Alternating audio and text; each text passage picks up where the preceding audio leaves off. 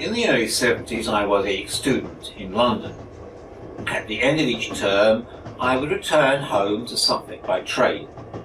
As I gazed out the carriage window, I saw miles and miles of bleak, run-down housing.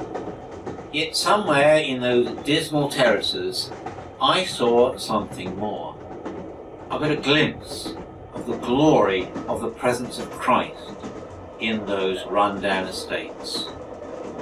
There, in those broken lives, there was something that spoke to me of a God who cares, a God whose glory was present but hidden. Today's Gospel is also a glimpse of the divine in the midst of the ordinary. The booze is about to run out at a wedding. Soon, all that we left to drink is water, which at a wedding is a disaster. Fortunately, the local carpenter, Jesus, and his friends and family are among the guests. The Lord's mother leans over to her son and asks him to help out. At first, he appears reluctant. It's not their concern. Besides, his hour has not yet come. Nonetheless, he saves the day by giving instructions to the waiters. In obedience to his words, they fill up the stone jars and, perhaps with some trepidation, start to serve it to the guests. Much to everyone's amazement, what comes out of the jars is now good red wine. It's a great story. But why does John tell it? The answer is in the punchline. This was the first of Jesus' signs in Cana of Galilee and revealed his glory. The 7 signs lead us slowly to the climax of the gospel, the cross and resurrection of Christ. The cross, for John's gospel, is the hour when the real glory of Christ is both revealed and hidden. At the crucifixion, the crowd only see the sordidness of a criminal execution.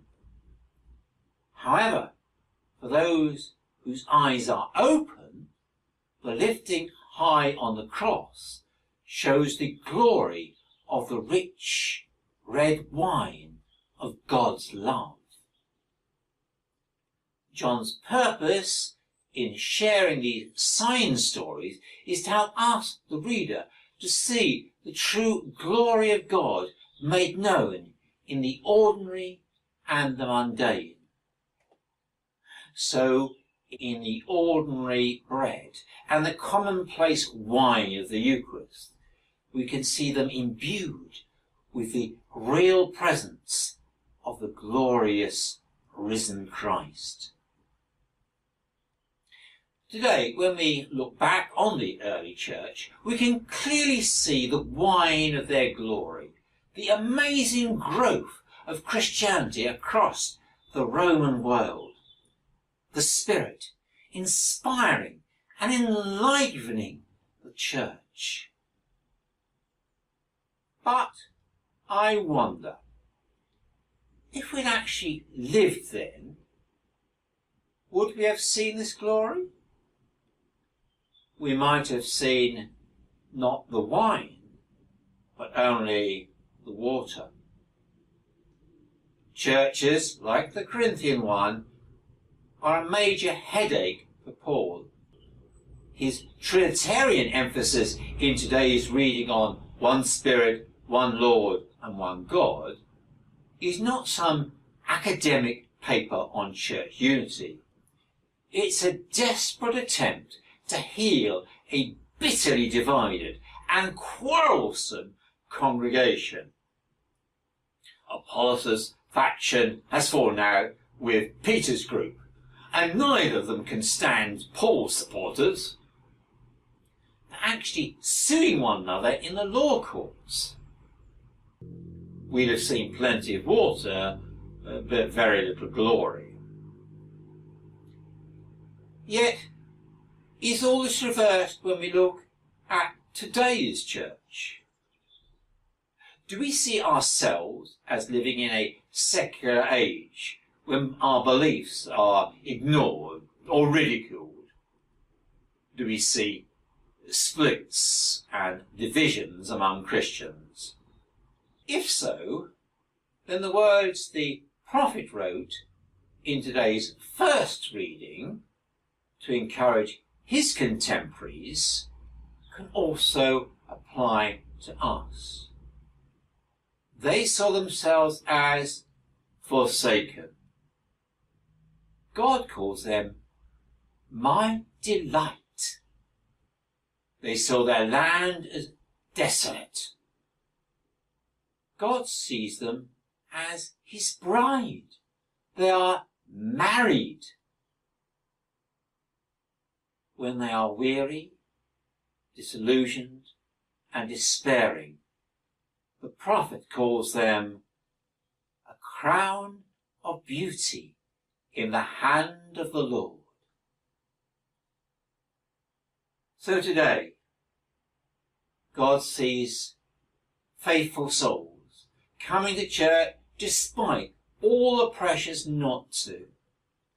The Lord sees overworked clergy who are still seeking to love and serve others. He sees men and women heroically offering their lives to him, even though the future looks pretty bleak. I believe in 500 years' time, ours will be seen as the great age of witnesses. You will be seen as the great heroes of the faith who kept the light alive, even when all the forces of darkness were doing their best to extinguish it. You will be seen as amazing. So do not despair when we see only water. God sees your glory. The Lord sees rich red wine.